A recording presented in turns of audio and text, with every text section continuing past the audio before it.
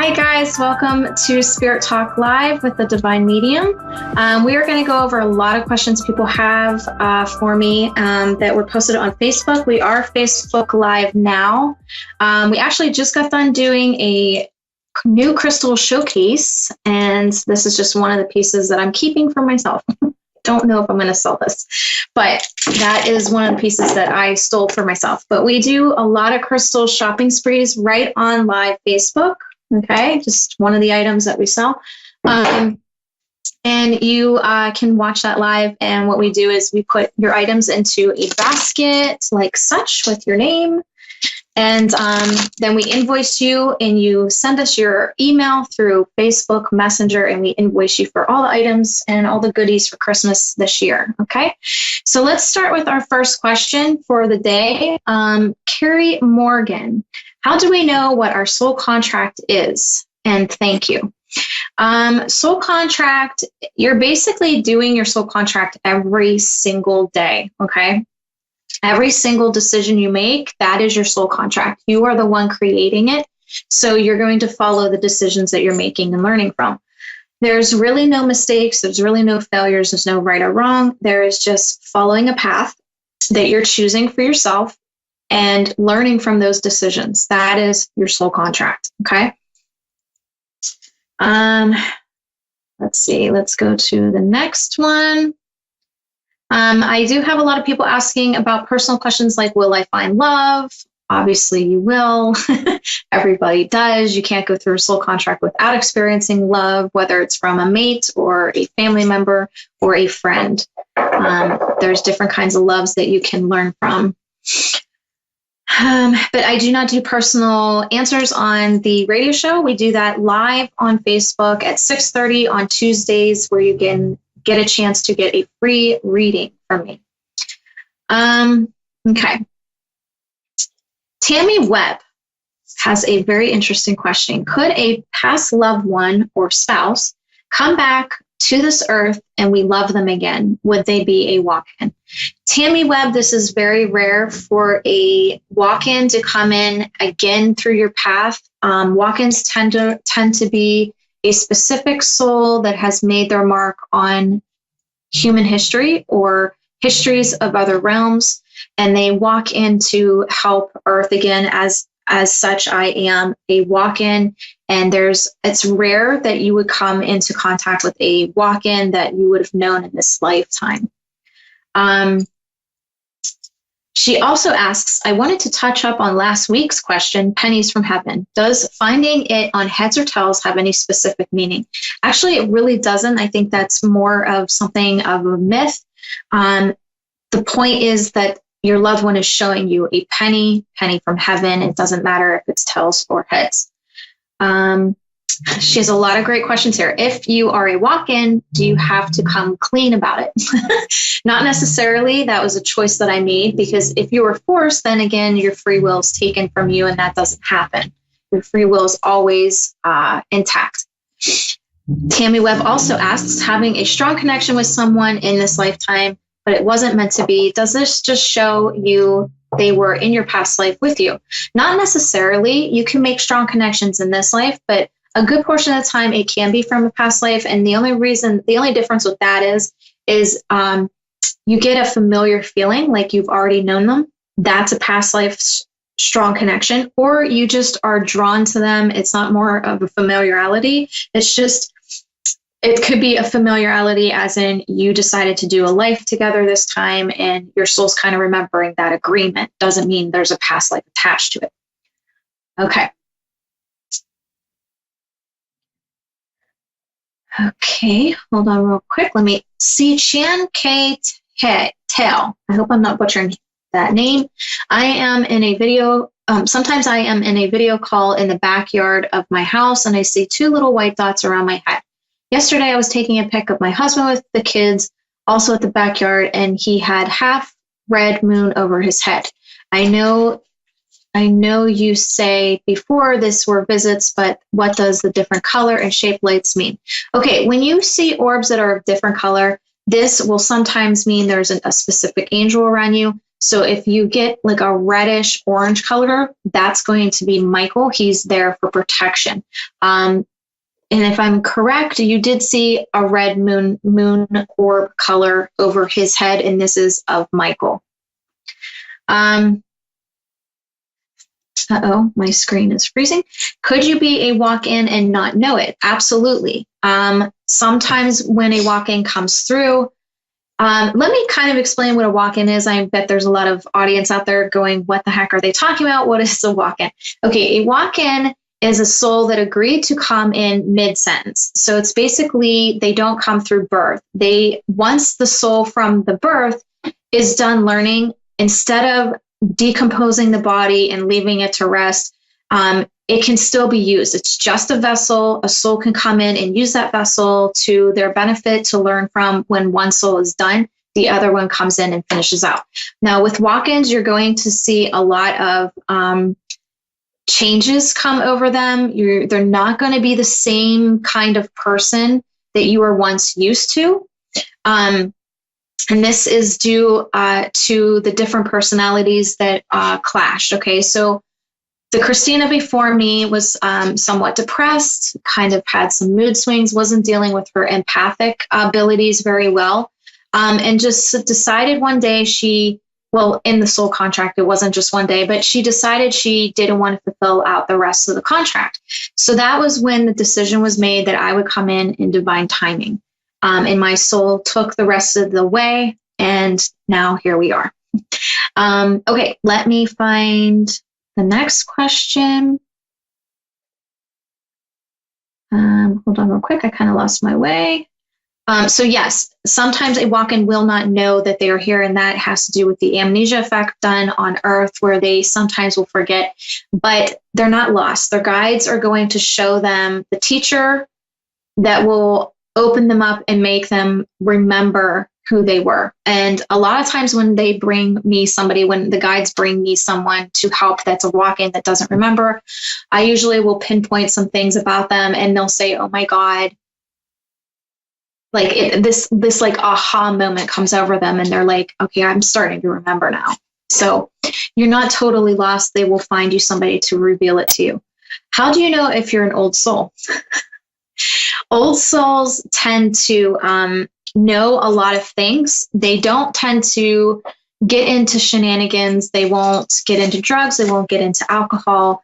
And they tend to wear a lot of like darker colors. It's either the extreme of whites or greens, or the extreme of darks and grays. And you just know that they're old. They don't get into drama. They kind of stay by themselves. These are old souls. And they seem to just, when they hear something, like when they come to me and they're watching the live feeds, they're listening to me, it just clicks. Whereas a newbie, someone that's new to the learning of a spiritual soul, it takes them a while to understand. Like one female actually had inboxed me and said it took her 4 years to finally click everything I was saying to her, or what I've been teaching on the live feeds. So it does take some people time.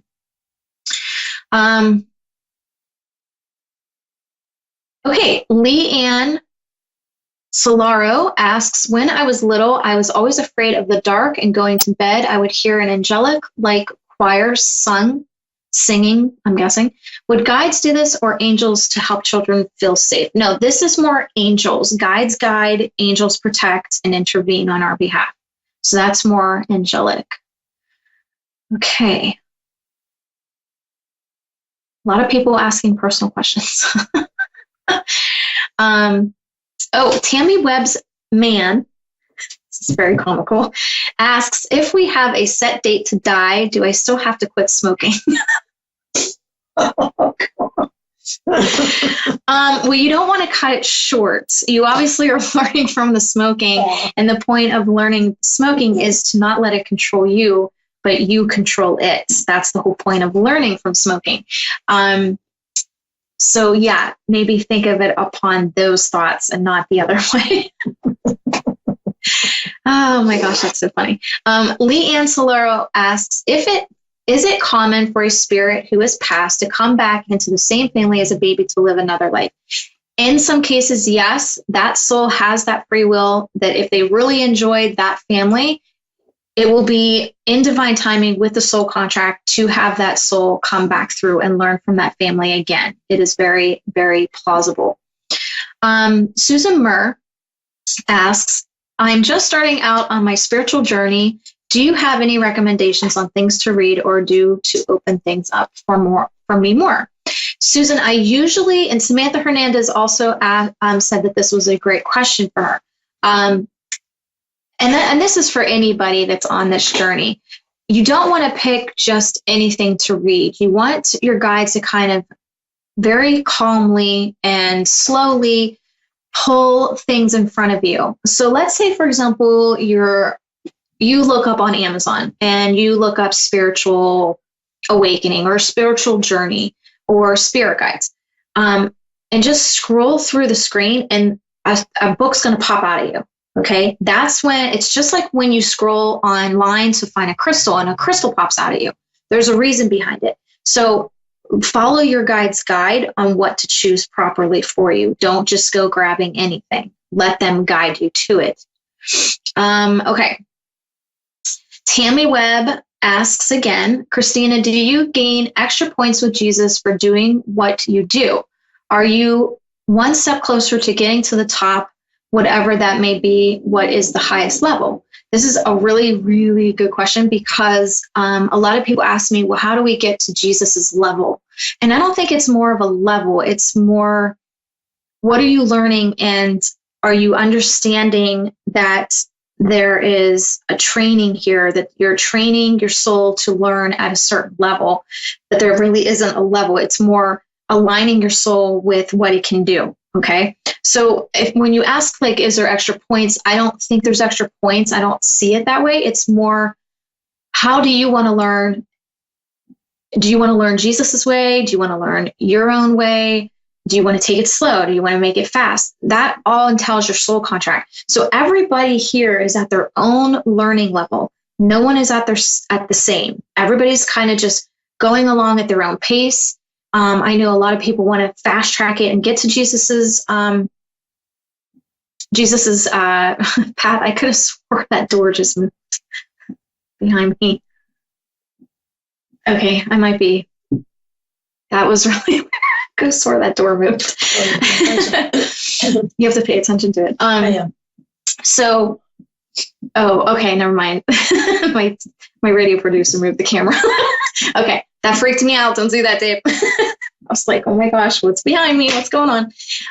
Okay, so yes, it's not about extra points. It's your own learning. Do you want to go fast? Do you want to go slow? Do you want to really challenge your soul? And when you really want to challenge your soul, those are the souls that really come to me and go, why does all this stuff keep happening to me?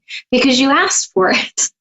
You asked to learn. You were a very eager soul. You wanted to learn a lot of stuff. You didn't want to waste your time coming to earth. So you pushed all this stuff onto your soul so it didn't waste its time. Why come here if you're going to waste your time? Okay. Okay, let me see. Okay, Amina Tolan asks, I read we found evidence of the existence of the missing link or proof of evolution.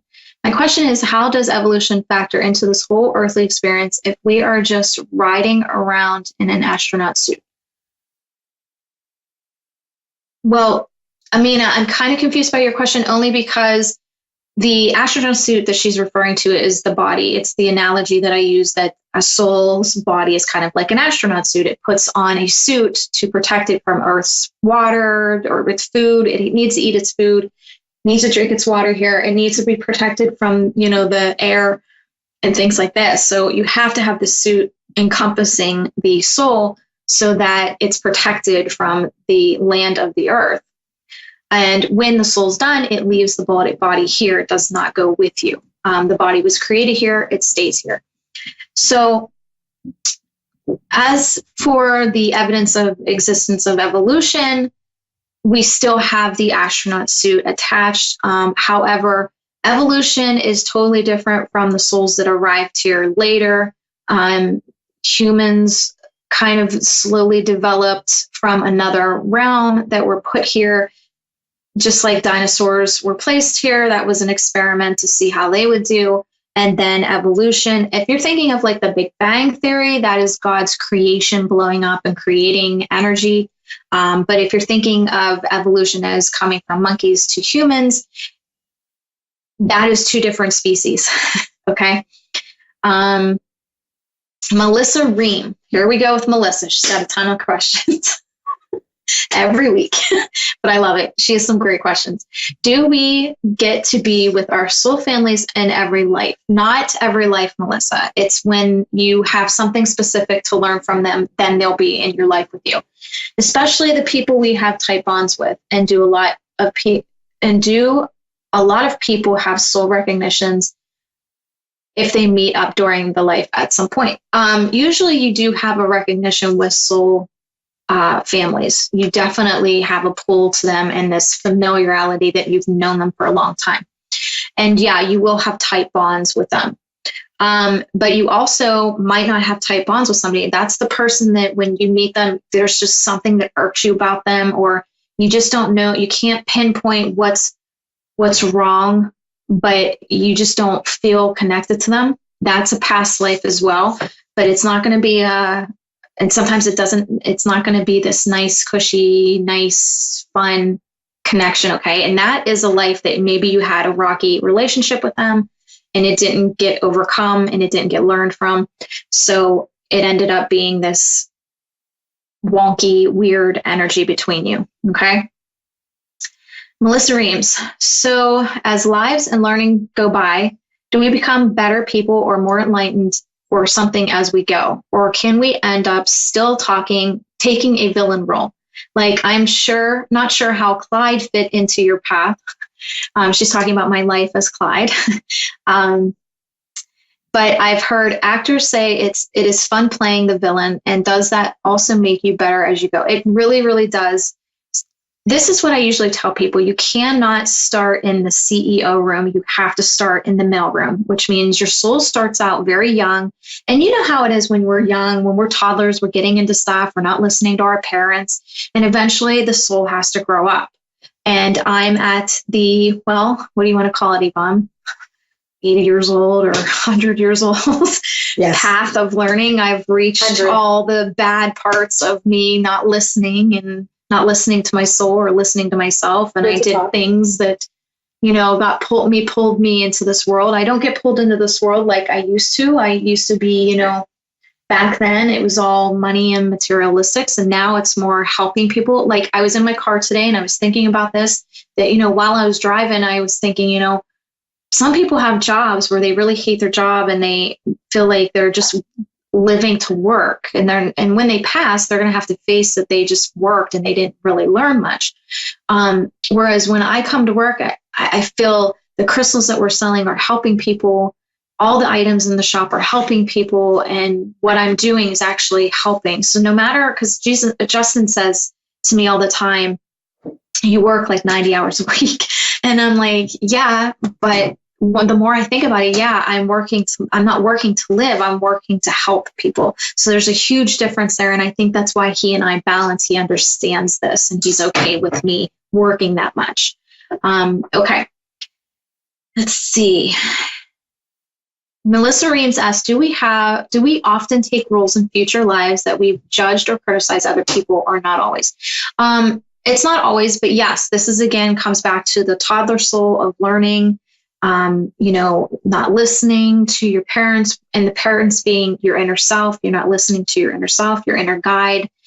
So yeah, that can help. That can happen. You have to learn from judgment. You have to learn from criticism. You have to learn from racism, bigotry, all these things. Okay. Do our past lives mold us? She's asking a lot of similar questions, so I'm going to skip over those. But yes, you're going to learn from all of these things. Okay. Oh my gosh. This one's actually comical. I do have to say this. Do our guides work in shifts? Do they get to go home for the day? Do they sleep and play sports? Melissa, no, they don't work in shifts. Okay, so sorry, my nose ring is moving. No. Okay, so let's say that there's no time. So while I'm sleeping, my guides are still connecting with me, because your soul is not waiting around for your body to wake up. It's connecting with your spirit in the spirit realm as your body is at rest. Okay. So they're constantly helping you. They don't sleep. No, that's the body. You're thinking more physical. They don't do sports. They don't sleep. And they don't necessarily go home for the day. It is a constant connection. They don't have to be at rest like that. However, they do enjoy themselves in heaven. So let's say, for example, I'm in the middle of a reading and I'm helping somebody.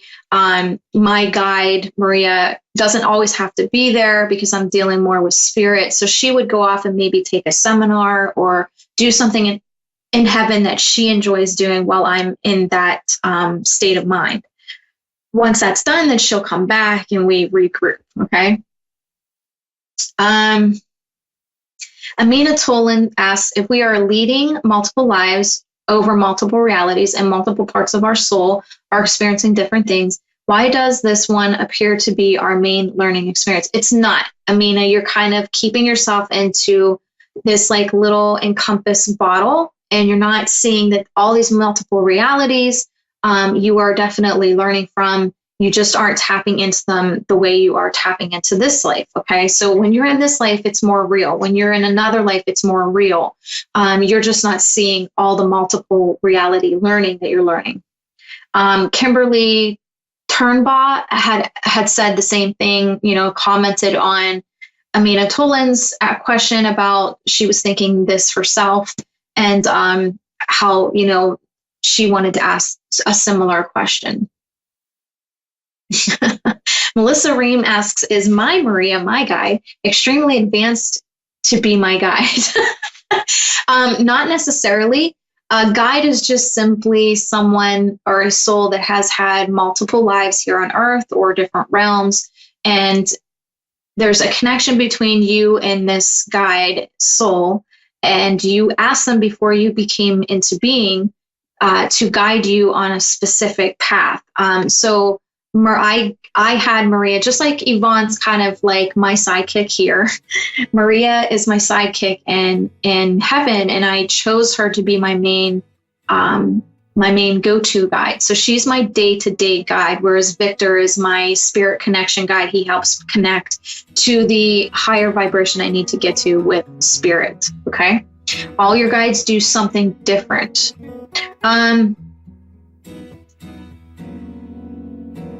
Let's see. Okay, I talk in my sleep and I hold conversations with someone. One conversation said I'll never figure out who I was talking to. Sandy Sitcher, I hope I'm not messing up your name. And the conversations are one-sided with whom I am talking. This is usually your guides. If you are getting some overall kind of high vibrational wisdom, this is going to be your guides, and you're having conversations with your guide, and they're guiding you. Kelly Cullen said that this is a very good question to ask, and wondered if we talk in our sleeps, are we having conversations with someone on the other side? Absolutely. Again, your body is at rest. Your soul is free to break free and go off and do things. It's not going to lay there with your body and be bored all night long. So it is two separate entities. Your soul's off having fun. When I use a pendulum to speak to my guides, I feel heavy in my chest and my heart. Is this a sign that other spirits are present? No, Julie, I think it's more the elevation of the vibration that you're connecting to through the pendulum. Always ask Michael, Angel Michael, for protection while using devices in this manner. Ray Lukács says, does any soul call Earth home? Not necessarily. I call my home Kalinia. So wherever you belong, you call that home. And always remember that that is your home. Earth is not always a one-sided home. There's multiple homes to pick from. And I am the Divine Medium. You can find us on Facebook, The Divine Medium, or thedivinemedium.com. And for the crystals, crystalcovespa.com. Or come to the Divine Medium and join in to the shopping spree, which we are going to continue after the shop.